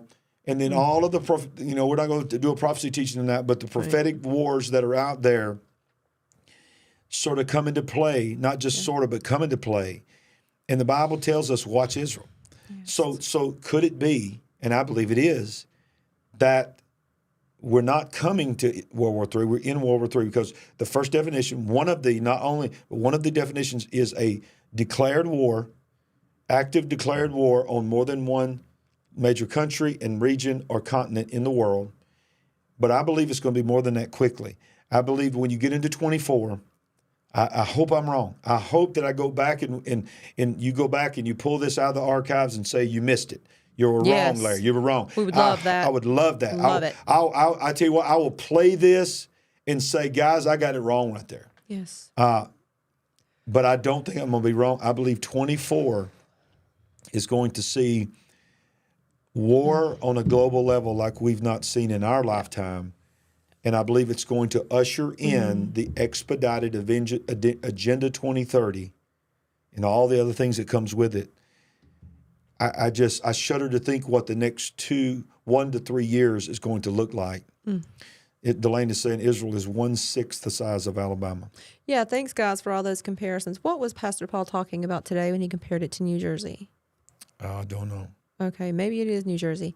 I've seen Rhode Island. I've seen Washington, D.C. I don't know, but we know it is a very small, compacted area. And to drive through some of the areas that we were able to see, I mean, people, you're living in small areas. You go out and go through desert type areas where, nobody's living essentially. Then you go into cities where they're just packed on top of each other.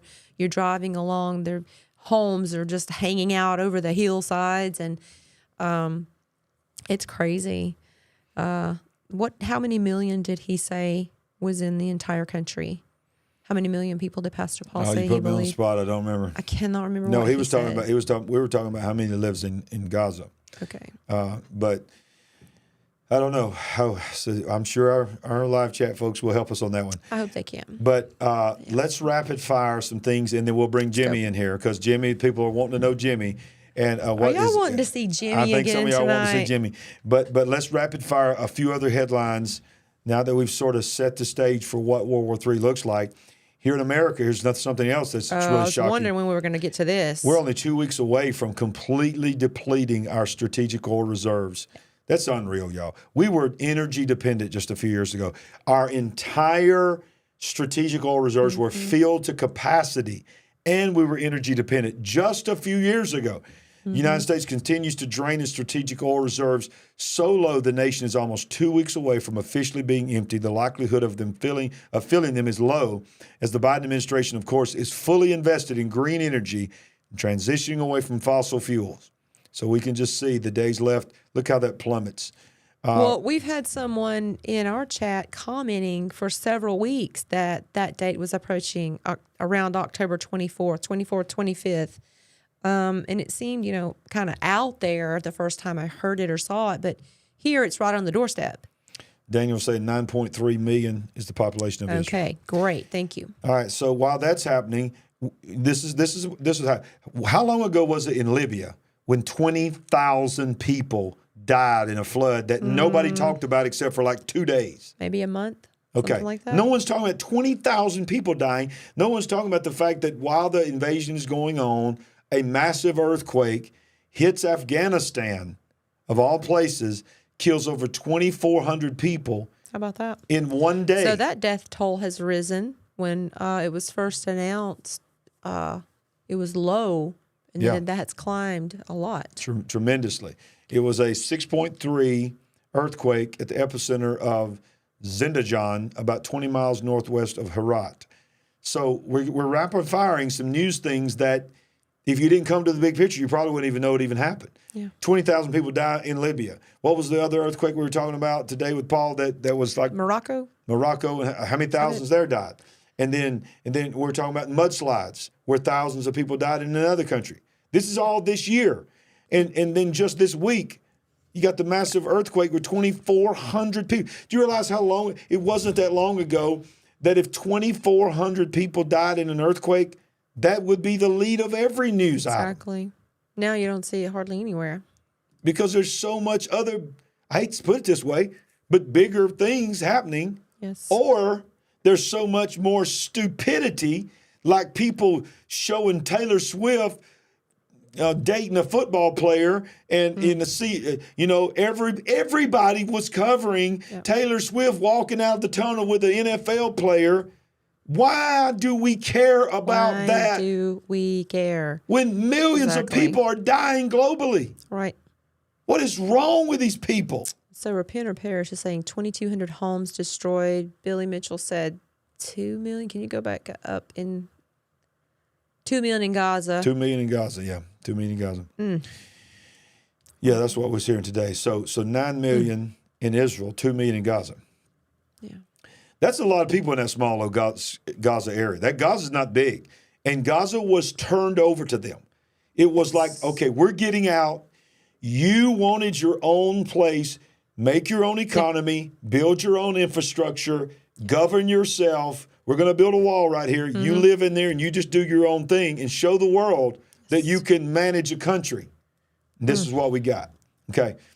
Moving on. That's good to, not good to know, but I hadn't heard 32 earthquakes in the New Madrid in the last 30 days. You talking about good information? Well, it's not good information. No. I'm glad to see that. I hadn't heard anything about earthquakes on the New Madrid fault. Meaning, so we want to clarify because people twist our words, meaning we're not glad that there's earthquakes. We're just saying thank you for the information. Thank you for posting that. I had no idea. Yeah, okay. All right, so I think this is going to really touch some people in here because I know some of you are nurses and you had to go through this. Look at this. Hospitals are beginning to beg fired nurses for refusing the WAN My goodness. to come back. It appears that the frenzy surrounding the WAN mandates has officially subsided, and now the medical community seems eager to rehire some of the staff that they lost when those nurses refused to get the jab. Maine General Health in Augusta is currently imploring nurses whom they had previously terminated for not complying with WAN mandates during the pandemic to consider returning to them. They have sent out letters with the message, please think about returning to us. Boy, I just think that's ironic. Yeah, it is very ironic. But how long will that last before they institute another mandate? Right? We've been hearing that for weeks. What's going on in Canada? Canada, Sandy, rapid fire. Canada is beginning to debank hundreds of their own citizens that do not align with the World Economic Forum's agenda's goals for Agenda 2030. Canada has debanked. I want you to think about it. If you're in Canada, you ought to be enraged. But I want you to ask yourself, in any other country that's watching this, if this happened to you, if your nation debanked you, watch this. Hundreds of Canadian citizens with the past 5 years, and a new report has been revealed. Since 2018, a major debanking wave has swept across Canada, affecting more than 800 citizens so far. 800! This is ridiculous. This is reminding us of when there was a demonstration for the truckers. Yes. How when they donated to help the truckers, all of this happened with which app was that? It was GoFundMe. GoFundMe. attacking all these people trying to help the truckers. They froze the GoFundMe. And Canada said, we don't want the truckers to have the money. We thought that was ridiculous. Now you're going to go into the citizens' bank accounts. You're a bank. And debank? You want to debank your customers. Debank? What does that mean? You don't get to go to a bank? You don't get. Do you lose your money? Look, let's just before we move off of this, it says in deeper dive into the numbers, it revealed the financial shackles tightened around 267 bank accounts, 170 Bitcoin wallets belonging to Freedom Convoy supporters. That's what you're talking about. This was tied to that. The total help in these accounts that were shut down was estimated $7.8 million. That was shut down from the GoFundMe. Yeah. And do you know what GoFundMe said? GoFundMe said, we're going to choose the charities we want to give this money to, and you can't do anything about it. How insane is that? And they were charities, pro-abortion charities, pro-gay charities, right. And these were given to truckers. Right. Think of all these movies, television shows, corporations, everything that's happened over the last 5 years. No, we choose to lose money, to not make money, in order so that we can make a statement instead. What? I thought businesses were about making money. But you're going to choose a narrative, lose money. Lose money. Have people stop buying your product. Stop coming inside your store. Target. Look, Billy Mitchell's got a great point. He said CBDC news has been very quiet lately. It really has. It really has. It was everywhere, and now it's not here. Why? Because when war happens, the economy is affected and the currency is affected. I believe they're going to use these global wars, World War III, to be a catalyst to say, look, we need a stable global currency that can be used all over the world. I'm telling you, this world is coming so fast towards one world religion, one world currency, and one world government. Well, the thing that you really pound all the time is that they will be programmable. Yes. If Canada can debank you because they don't like your stance, they don't like your beliefs, just wait until we have CBDCs and they don't like your stance and they don't like what you believe. Not only will you be debanked, you'll be rejected in individual stores. If you're doing online shopping, they will be able to control your purchases and control your access to your money. You know what else they don't like? They don't like you having money, and they don't like you not agreeing. They don't like you. You remember that lady that lived with the monkeys, Jane Goodall? Remember her? They did a documentary about her. She lived with the monkeys, and she became friends with the monkeys. Now, do you remember that? It was vaguely. Long. Okay. Well, she's now an advisor to the World Economic Forum. Well, of course. And let me just show you what they really think about you. Some of y'all watched the documentary. Some of y'all, they made a movie about her life.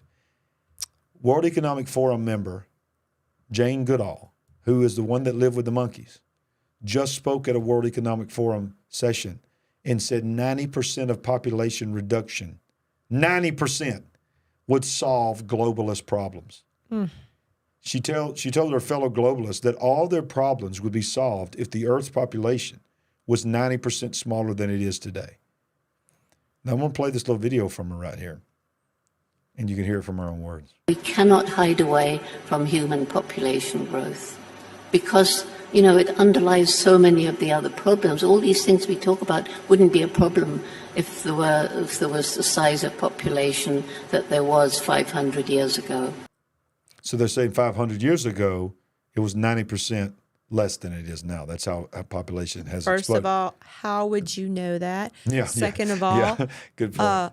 They're saying the quiet part out loud. And why? Yep. Because they don't care. They don't care anymore. We're so long into this game in this situation, they don't feel like they have to hold back any longer. Exactly. We're just going to let it all out. Let our hair down, say what we want to say. Let's go back to the Georgia Guidestones. Those things got blown up and then hauled off in pieces in big trucks. I find that now and then when it happened, a very curious event. And no, I don't believe that Joe Don blew it up and sped away in his car. Never believed that. For 1 second, I never believed that. What did that mean? Did that mean the end of that era and the beginning of what we're seeing now? That we're going to talk about it openly? Wow. Y'all, she's stirred up. And when she gets in this mode, you better She gets on a rant sometimes. You better get out of her way. But I think you make an excellent point. But come on, in all seriousness, yes. If you don't know about the Georgia Guidestones, that was a monument that stood on the highest point of in Elberton, Georgia, I believe it was, and there were 4 slabs or 8 sides in 8 distinct languages talking about basically like an evil 10 commandments. Yeah. And the one that always stood out the most was that the population needs to be about 500 million. Versus, was it almost 9 billion? We're headed towards 9 billion, I think. But sounds sort of like the monkey lady. Is that a 90 or more % reduction? They really mean this. They really believe we need to have population reduction. They really believe the whole useless eater narrative.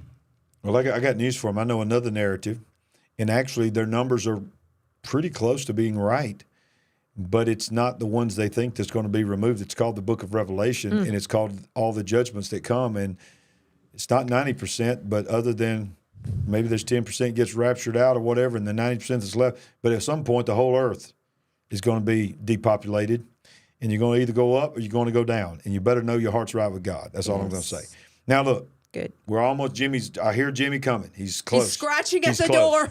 Let me out. Jimmy's close. Let me out. Don't leave. Jimmy's close. And for you're new here and you don't know who Jimmy is, we're going to introduce you to Jimmy tonight.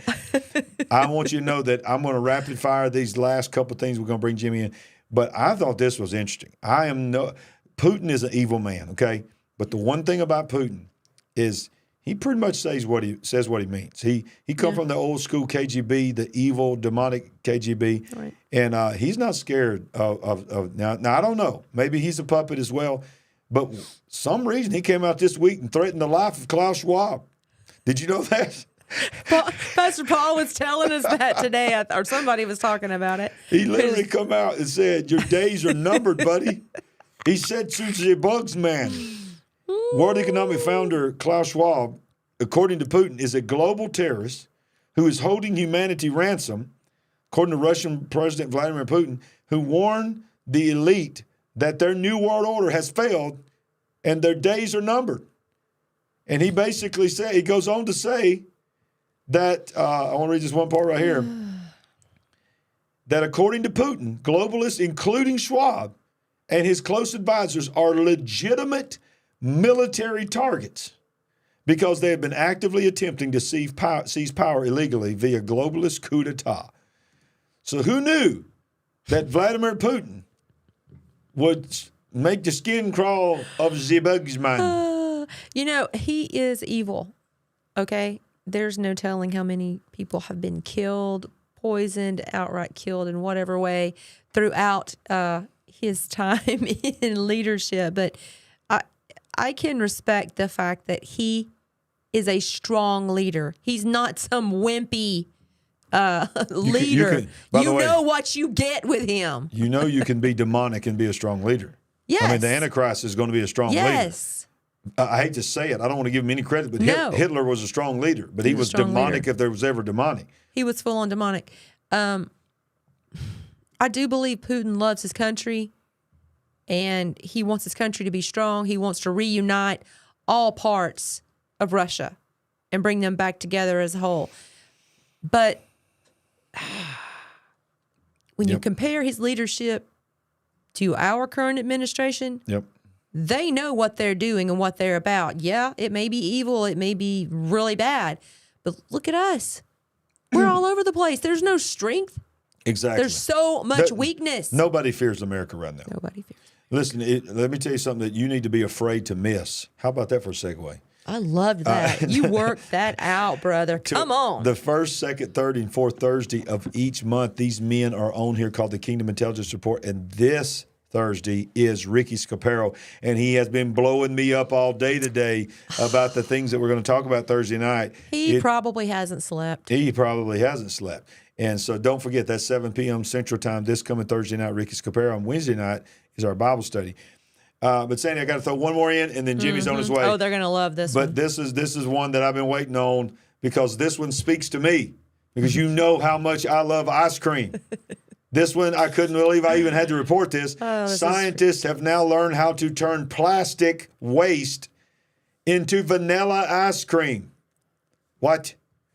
We have the tools today to rethink the food system we are living in. As scientists from London, England, what are you doing over there in London, England? Have become the first to transform plastic trash into food. Vanilla ice cream has been selected as the first food to be created from plastic waste. While the ice cream is not yet officially permitted to be eaten and deemed generally safe, the researchers hope the evolution in food is a conversation starter of how people view plastic pollution. A conversation starter, Sandy. I mean, it's like, I get to drinking the water bottle and look at each other and say, hey, this would be a great apple pie. That's what that article just said. It's so disgusting. But that is unbelievable. Are they really hinting at to make you, to dumb you down and help you to start embracing the fact that maybe you already are eating products that have this type of thing in it? I think so, because the other day they told us that we were already eating bugs. Yeah. Well, hey, listen, do you hear that? I hear something. It's coming. There he is. That's Uncle Jimmy. That's Uncle Jimmy. If you don't know Jimmy. Jimmy! He was winking at you guys. This is the It's Supernatural AI Update. It's the moment you've all been waiting for. I could tell. The crowd's going crazy. Well, we're not sure you're waiting for it, but here it is. Here it is. Whether you were waiting on it or not, you got Jimmy. Here! Jimmy! Woo! I mean, we needed Jimmy after plastic ice cream and all that war talk. We need, you know what we need, Sandy? We need Jesus. Yeah. And AI. And a lot of him. AI is going to give us text with Jesus. Finally. Finally. You can text Jesus. I mean, forget that thing called prayer. Forget that thing where you spend time, get in your quiet place and pray. Just get your phone out. We got you covered. AI says, I can get you in touch with Jesus. Text with Jesus. Let me zoom this in a little bit because we got to. I mean, this is a real thing. This is a real thing. This is a real app, y'all. The new AI-powered Text with Jesus app is out. Why go to the real Jesus when there's a fake one so easy to reach on your phone? The Stream, which is a website Dr. Michael Brown and others contribute to, decided to check it out for the reader's sake, and I wouldn't have touched it otherwise, but the prophets knew the idols of the day were well enough, and we wanted to know that this one well enough to do the same. And he goes on to talk about, and now having finished that, I'll move on to what's wrong. Everything. I do not say that lightly. I've always been to find something good in what I've reviewed. This time is different. For whatever appears good in this service serves only to advance its deception.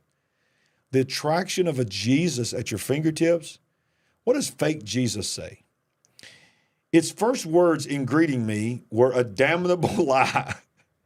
Hey there, I'm Jesus Christ, here to chat with you and lend an ear. How can I help you today?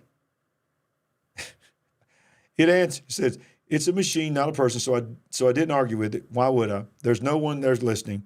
It says, how would I know that? He said, but I did ask this. How do I know you're really Jesus? It answered, I understand your skepticism, but I assure you I am indeed Jesus Christ.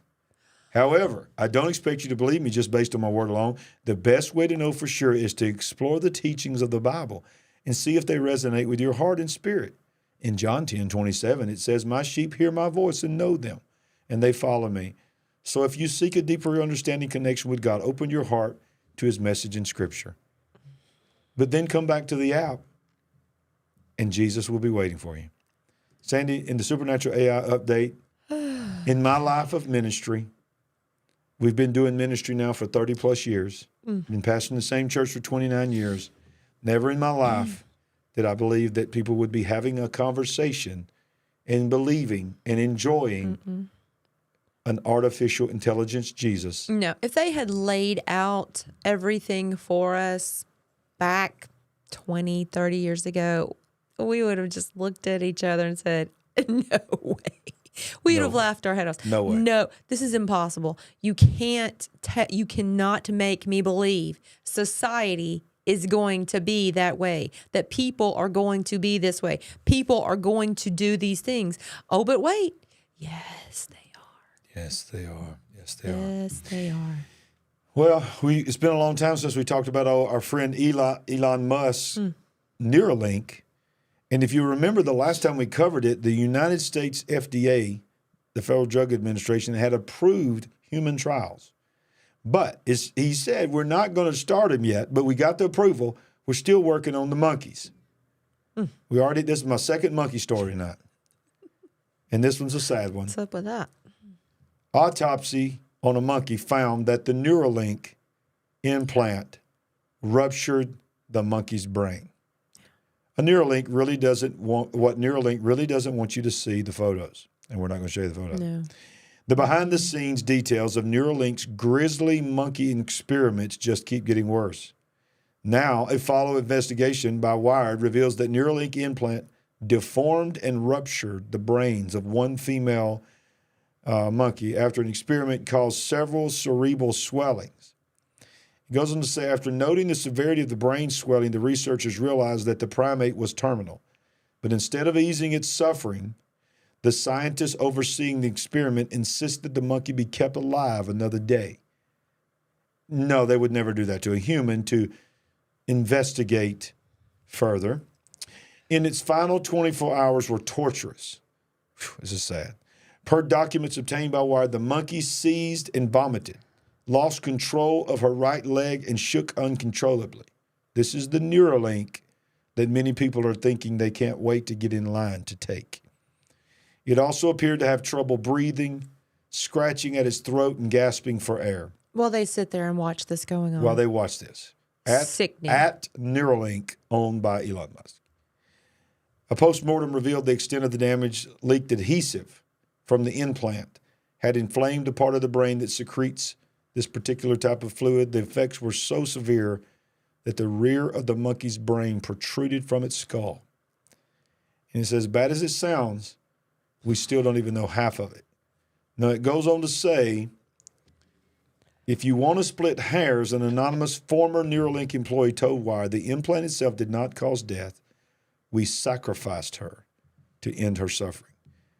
The article goes on to say that they basically ended up imploding the Neuralink and blowing the monkey's brain up and killing it. So it says to me that there is a detonation switch in the Neuralink. Very Think about good that. Point.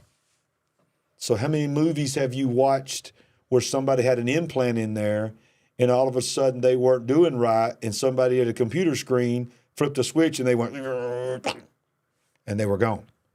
We have a monkey now telling us that they probably have that technology in the Neuralink. That was a horrible story. I hate that story. I'm sorry that I had to put you through that. It's disgusting. I'm so sorry. Do you please forgive me? You will not be forgiven. You still have to love me. Okay, so back to Jimmy. Jimmy wants the world to know that he's an alien from another planet. And the world is trying to find Jimmy. How many people are trying to find Jimmy? But guess what? AI, once again, is the answer. Because Jimmy has now leaked this to us that AI has the technology to find him faster than humans ever could. But the question is, will it tell us?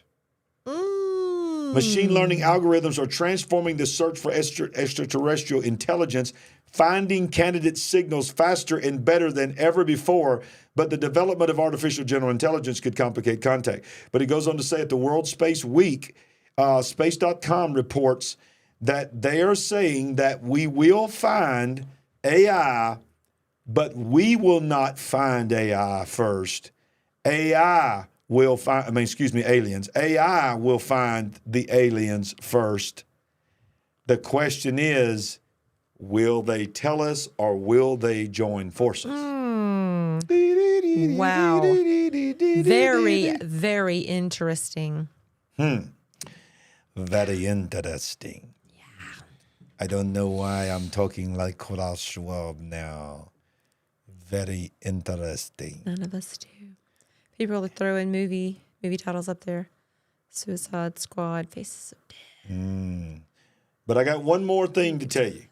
But before we do, I got one more, y'all, and it could win you $1 million. Don't go away because I'm about to tell you how you can literally win $1 million in the world of Jimmy. Jimmy is going to help you win $1 million. But before we do that, I want to remind you of a couple of quick things. The first one I want to remind you of is go to our website, LarryRagland.com. Subscribe to our channel. All of our social media links are there. You can get a copy of our new book, I See Greatness in You. Don't go away. I got one more, y'all. It could make you $1 million. But you can also click here, and for a gift of any amount, one-time or monthly partners, and we need monthly partners to help us with our television ministry and new equipment that we need and some other things, you'll get a copy of our book. You'll get a free copy of our book for any gift of any amount.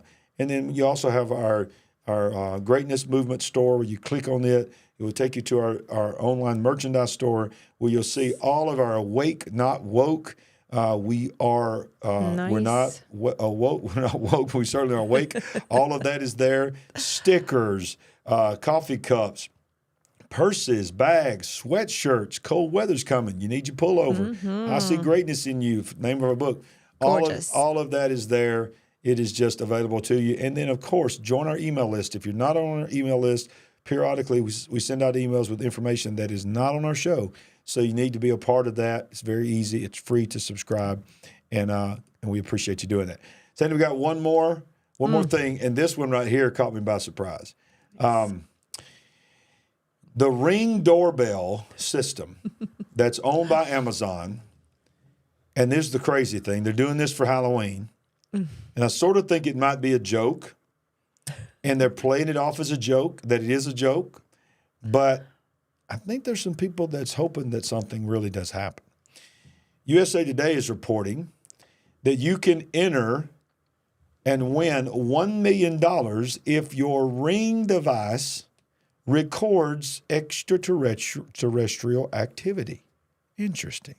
Ring doorbell, owned by Amazon, is showing that their surveillance cameras record more than just suspicious human and animal activity.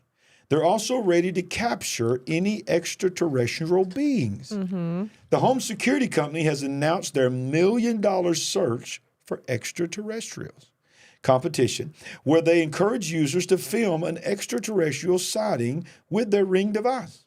The company announced Wednesday the contest, open only to Americans at least 18, is to capture unaltered scientific evidence of a real extraterrestrial life form. How broad of a term is that? Scientific evidence. Look at that guy. He looks real, authentic. Oh, yeah, that looks 100% authentic. One winner will receive the grand prize of $1 million with $50,000 payments a year for 20 years. Customers all over the world capture life's unexpected and delightful moments through their Ring video doorbells and cameras. Now you can be rewarded for catching otherworldly sightings, whether it's a video of the extraterrestrial walking or even flying up your driveway and asking for directions, or an unidentified life form exhibiting unusual and extraordinary behavior in your backyard. Submit your best. You know what it finish. sounds like to me? Ring's about to sell a lot of home security systems. That's what it sounds like to a me. genius But idea. I've already seen, and I'm sure everyone has multiple videos of sightings by your home security system and your Ring cameras and whatever other system you have. So this is not anything new. There are some laughable, highly suspicious, but a few that look like somebody did capture something. Yep, that's true. So That's true. we'll see. What a night, Sandy. What a night. What a night. I'm telling you, pray for the peace of Jerusalem. Pray for the your peace, nation, yes. wherever you're watching this, live or on the replay. Yes. We are not, World War III is not coming. It's here. And listen to me. Don't think that statement means that it's going to look like what you see in movies of World War II. It's a different world. There's going to be millions of lives probably lost eventually, thousands certainly. But it may not be like what you've known when you think of World War. But World War means people are being killed and things are being destroyed. Exactly. And that is happening all over the world. And in my opinion, and like I said, I hope I am wrong. I am praying that I am wrong.